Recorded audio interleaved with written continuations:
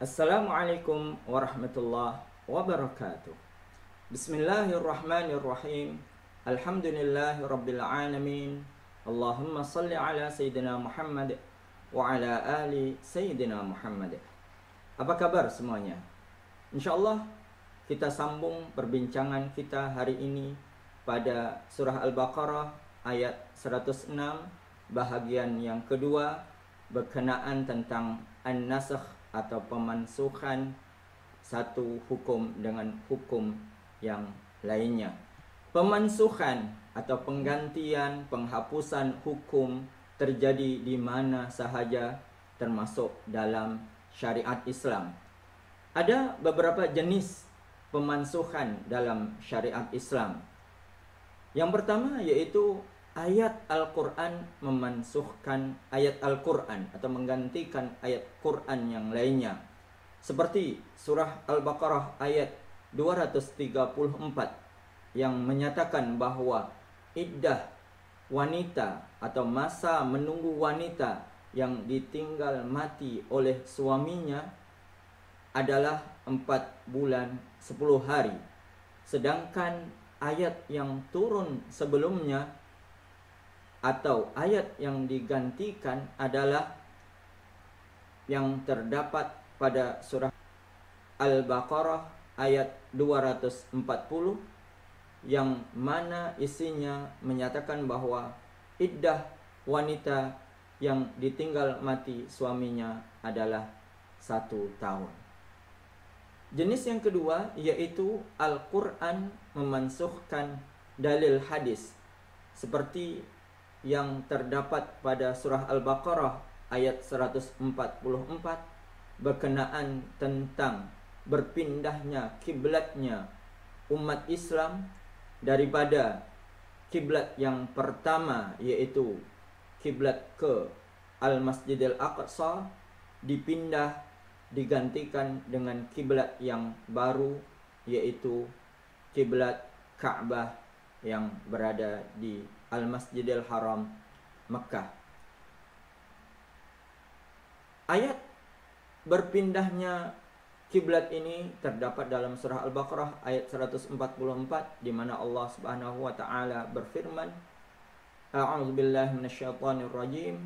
Qad nara taqalluba wajhika fis samaa falanwalliyannaka qiblatan tardaha fawalli wajhaka syatral masjidil haram. Maka pindahlah dan hadaplah wajahmu kepada kiblat Al-Masjidil Haram yang di sini dimaksudkan adalah Ka'bah.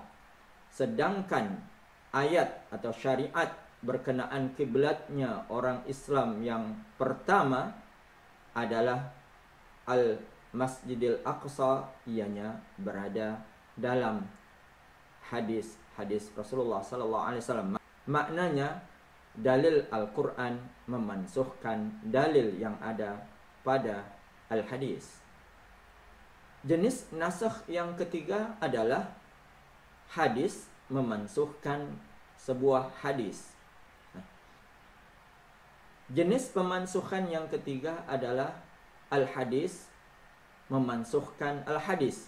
Contohnya di sini seperti asalnya orang yang memakan daging kambing yang dibakar maka dia perlu mengambil wudhu kembali.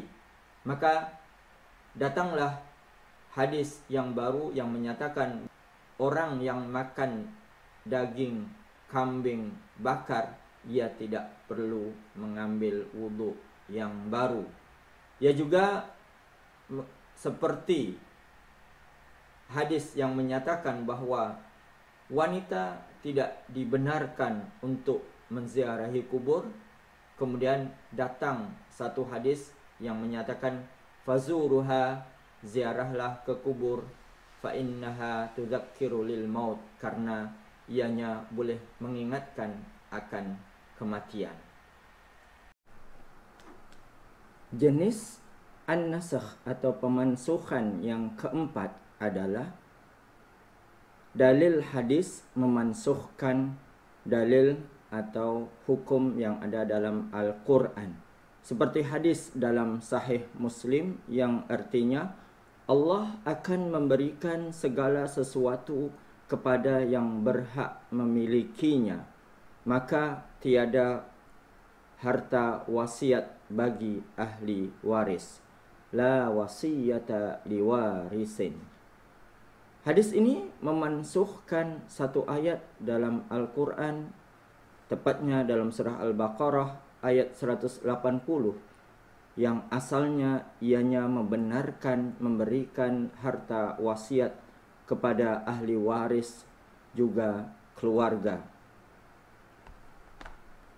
Ayat tersebut adalah Kutiba alaikum idza hadara ahadakumul mautu in taraka khairanil wasiyatu lil walidaini wal aqrabina bil ma'ruf haqqan 'alal muttaqin. Jadi ayat ini dimansuhkan oleh hadis yang disebutkan pada awal tadi, yaitu la wasiyata liwarithin. Jika pemansuhan dilihat dari segi tulisan dan hukum, maka ada 3 jenisnya. Yang pertama yaitu tulisan masih ada dalam Al-Quran, namun hukumnya sudah ditiadakan. Seperti Al-Baqarah ayat 240 yang menyatakan iddahnya wanita yang ditinggal mati suaminya adalah 1 tahun.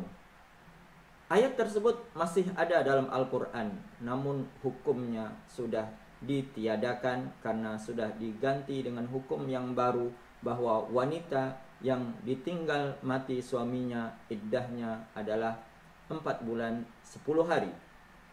Jenis yang kedua yaitu tulisan ditiadakan namun hukum masih berlaku, seperti ayat yang artinya Asy-syaikhu was-syaikhatu idza zanaya farjumuhuma albattah, yang artinya lebih kurang bahwa orang tua lelaki atau perempuan jika mereka berzina maka rejamlah serta merta, ianya jika cukup syaratnya dan juga ada 4 saksi. Kalimat di atas dihilangkan karena ianya begitu menjijikkan ketika ada orang yang sudah berumur tapi masih melakukan perzinaan. Sedangkan yang ketiga adalah tulisan dan hukumnya sama-sama dihilangkan. Seperti ayat tentang 10 kali susuan bagi anak susuan yang diriwayatkan oleh Aisyah, ya, yang ianya diganti dengan 5 susuan sempurna, sehingga menjadikan anak susuan tersebut seperti menjadi anak sendiri atau menjadi keluarganya. Penerangan ayat lebih lanjut akan diberikan pada masa huraian ayat yang berkenaan, insyaallah. Sekian, wallahu a'lam. Ingat, hidup berkah dengan Al-Quran. Wassalamualaikum warahmatullahi wabarakatuh.